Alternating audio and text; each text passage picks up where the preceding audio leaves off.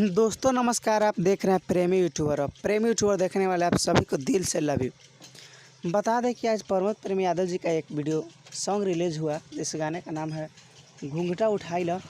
इस वीडियो ने भैया तहलका मचा दिया। 6 घंटा में 1 मिलियन प्लस व्यू।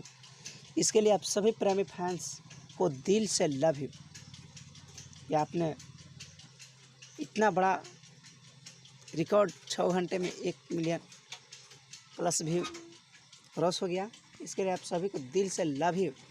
इसी तरह आप लोग सपोर्ट करते रहिए और गाना को ज़्यादा से ज़्यादा भैया लोग शेयर कीजिएगा। और जो लोग भी इस गाने को नहीं सुने होंगे, वीडियो के डिस्क्रिप्शन में लिंक दिया हुआ है और लिंक पर नहीं क्लिक कीजिएगा तो सारेगामा हम भोजपुरी चैनल पर जाकर आप लोग सारेगामा हम भोजपुरी चैनल को भी सब्सक्राइब कीजिए। और जो लोग हमारे चैनल पर नए जुड़े हैं उन सबसे निवेदन है कि हमारे चैनल प्रेमी यूट्यूबर को भी सब्सक्राइब कीजिए। और यही खास अपडेट था, सोचे आप लोगों के साथ शेयर करें। मिलते हैं किसी खास एक नया न्यूज़ अपडेट के साथ। तब तक के लिए जय हिंद, जय भोजपुरी।